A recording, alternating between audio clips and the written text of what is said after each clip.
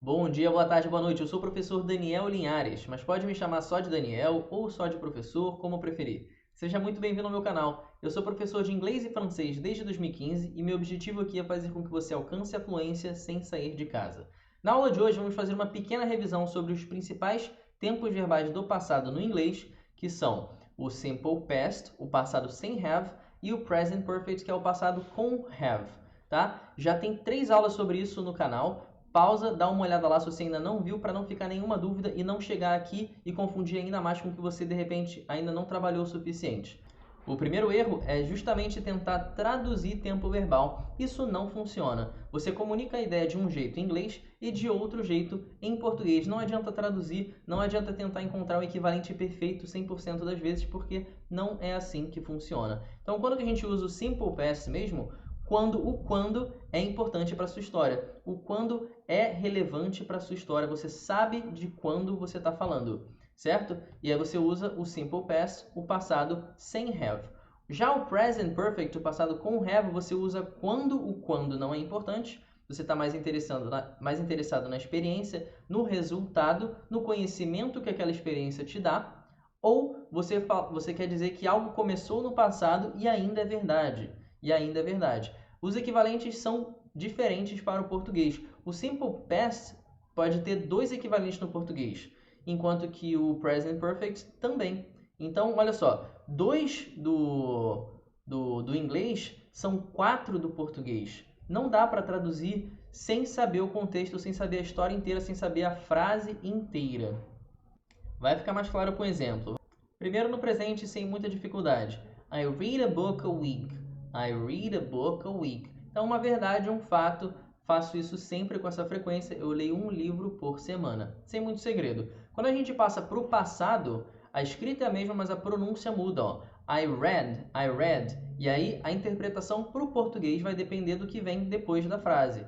I read a book last week. I read a book last week. Então, eu li um livro semana passada. Semana passada é importante para minha história. Last week, semana passada, e não mês passado ou ano passado, né? Eu estou especificando, significa que o quando é importante. Então, I read a book last week. Eu li. Mas, dependendo do que vem depois da frase, também pode ser eu lia. Eu lia. O que precisa ser modificado ou adaptado na frase? A continuação, o tempo, o quando. Então, I read a book a week. Tá? Da ideia de frequência, duração. I read a book a week when I was young. When I was young. Então, quando eu era jovem. Quando eu era jovem, né? É diferente. É diferente. Agora, o quando não é mais tão importante, mas eu estou focando na frequência no passado, né? Um é pontual, o outro é uma frequência, certo? I read, I read. Eu li, eu lia. São 2 formas de dizer isso, de que significam coisas diferentes em português, tá? Se você tentar, por exemplo, botar só no Google Tradutor I read, como é que você vai saber se é eu li ou eu lia? Você precisa amarrar isso, amarrar essa estrutura a um contexto, a um quando, senão não funciona. Por isso que eu digo que a tradução é ruim, vai te viciar e vai criar um monte de vício ruim, tá? I have read a book. Então, o passado com have. I have read, ou se você quiser fazer a contração, I've read a book. I've read a book. Quando não é importante, não é relevante para a minha história. Eu estou mais interessado na experiência, no resultado, no conhecimento que aquela experiência me traz. Então, I've read a book significa eu já li em algum momento da minha vida, não interessa quando, é no passado, está terminado, mas não interessa quando. Então, eu já li um livro, eu tenho essa experiência, eu sei como é, eu sei quais são as dificuldades, o que eu preciso fazer para conseguir, enfim. São conclusões diferentes que você tira utilizando cada uma das estruturas. Reparou? E o segundo caso para o present perfect, que é o passado com have, vai ser algo que começou, uma ação que começou no passado e ainda é verdade. Então, I have read ou I've read a book a week since March. I've read a book a week since March. Então, eu tenho lido ou eu leio um livro por semana desde março. Percebe a diferença? Cada detalhe importa e influencia na mensagem que você quer passar. Revisão feita, vamos abordar o tópico principal da aula de hoje, que é utilizar um verbo com função de adjetivo. Como assim? Um verbo é uma ação e um adjetivo é o que mesmo? É uma descrição, um estado, uma qualidade ou qualificação. Então eu vou utilizar um verbo como adjetivo. Verbo como adjetivo. Como assim? O que isso quer dizer? Verbos regulares, aqueles que terminam com ed, e você não vai falar o e, você vai falar só o d, ou como o som de d ou t. D. Por exemplo, played, I played, não é played ou played, é played, played, bem levinho, d. Ou se for com, por exemplo, I worked, worked, é um t, bem levinho também, não é worked ou worked, sei lá. Played, worked, né? Verbos regulares. Verbos irregulares são aqueles que estão aparecendo aqui na tela para vocês, que é aqueles verbos que sofrem modificações diferentes, não são tão óbvias, você precisa decorar, infelizmente, mas sempre chega uma parte de um idioma que você precisa fazer isso. E eles sofrem modificações, não dá para você adivinhar, digamos assim, como que é aquela terminação, você tem que aprender aos poucos, né? Geralmente a gente foca na coluna do meio, que são os verbos irregulares para o simple past. Por exemplo, was, were, became, began, brought, bought, chose, enfim, né? E por aí vai. E a terceira coluna, que está escrito ali past participle, é o particípio passado. Então, ele vai ser usado quando a gente está utilizando present perfect, né? A coluna do meio é o simple past e a coluna da direita do canto é o do present perfect. Passado sem have no meio, passado com have na ponta direita, certo? E aí vem mais um exemplo aqui pra gente. I drink a lot of water. I drink a lot of water. Drink, verbo to drink, beber. Eu bebo muita água. I drink a lot of water. É uma verdade, é um fato, acontece sempre. Aquele mesmo exemplo de alguns minutos atrás. I drank. Olha como muda a pronúncia de drink para drank. Drank. I drank a lot of water yesterday. Eu bebi muita água ontem. Eu estou especificando o ontem, é importante para minha história.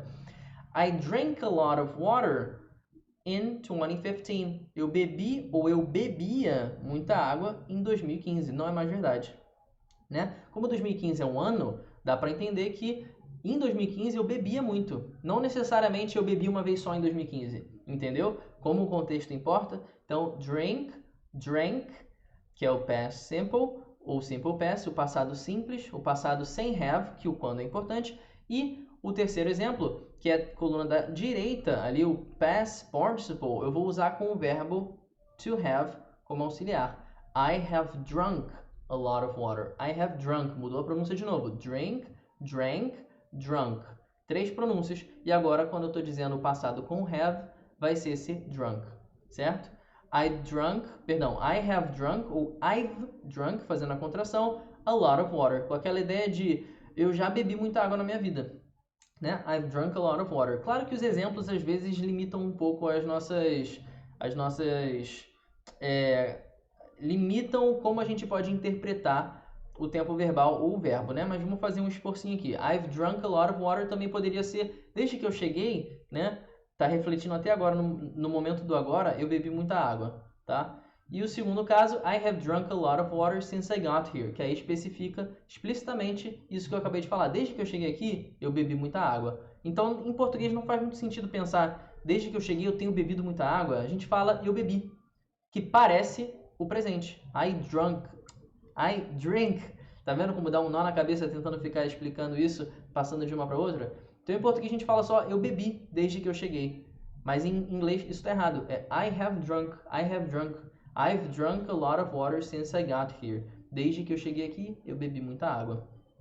Beleza? Então, passado sem have, passado com have. Só que a gente também pode usar esse past participle, particípio passado, como adjetivo. O que é isso mesmo? Uma qualidade, qualificação, descrição, estado, enfim. E não tem nada a ver com o tempo verbal. Eu posso falar simplesmente I am drunk. I am drunk está no presente, mas eu estou utilizando o verbo to drink, que é beber, com o particípio passado. E ele fica com função de adjetivo. Então, o que é? Eu estou bêbado. A gente também faz essa mudança, essa troca, essa adaptação em português. De beber para bebi para bêbado. Olha só. Então, o drunk também pode ser um adjetivo. Ele não precisa estar sempre acompanhando ou sendo acompanhado pelo have para indicar o present perfect. I am drunk, eu estou bêbado. Eu também poderia mudar o tempo verbal. Por que não? Não tem nada a ver, são coisas completamente desconexas. I was drunk, eu estava bêbado. E aí eu explico quando. Ou I will be drunk Ou I'm going to be drunk. Também no futuro agora, eu vou ficar bêbado. Eu vou ficar bêbado, né? Para vocês verem como muda isso. E eu posso usar essa regrinha, essa forma de transformar um verbo em adjetivo sempre ou quase sempre que eu quiser. Vamos olhar mais alguns exemplos aqui. I chose the book. I chose the book. Eu escolhi ou eu escolhia o livro. Eu preciso de mais contexto para poder dizer com certeza qual é o equivalente em português. Mas é o simple past. Eu preciso dizer quando. É melhor. Se acostume com essa ideia, a não ser que você tenha sempre um contexto em mãos, tá? I have chosen, ou fazendo a contração, I've chosen the book.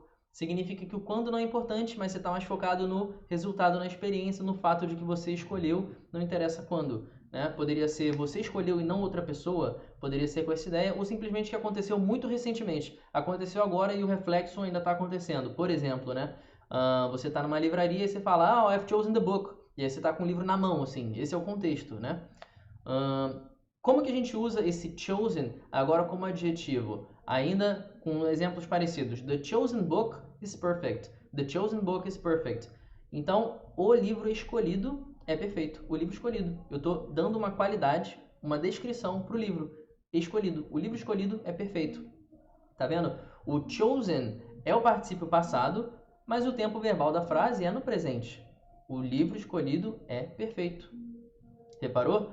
E aí no de cima, ó, I've chosen ou I have chosen the book, não faz sentido eu falar eu tenho escolhido o livro, eu tenho escolhido o livro. Essa seria a tradução literal, palavra por palavra. I have chosen, eu tenho escolhido, mas não, é eu escolhi. He lost the ticket. He lost the ticket. Ele perdeu o ingresso, o bilhete, o ticket mesmo, né? E aí, de novo, eu preciso dizer quando ou preciso já estar sabendo qual que é o contexto, qual que é a situação. A segunda opção, ainda no passado, he's lost the ticket. Então, duas opções de novo. O reflexo está acontecendo agora, então ele perdeu agora. Ele acabou de perder, mas eu não sei exatamente quando. Então, de novo, quando não é importante para a história, né? E o terceiro agora, utilizando lost como adjetivo, como qualidade de descrição. He's found the lost ticket. He's found the lost ticket. Então agora o verbo é o found, que é o encontrar no passado. Ele encontrou o ticket, o bilhete, o ingresso perdido. Perdido, tá vendo? É um adjetivo, é uma descrição sobre o bilhete. O bilhete perdido. He's found the lost ticket. E aí por que eu estou usando he's found, esse S, esse apóstrofo S? He's found, porque aconteceu mais ou menos agora. O quando não é importante para a história, não é relevante. Aconteceu agora, mas eu não sei exatamente quando. Eu não estou interessado, não me interessa quando. Mas eu estou interessado no fato de que o bilhete perdido foi encontrado. Percebeu a diferença?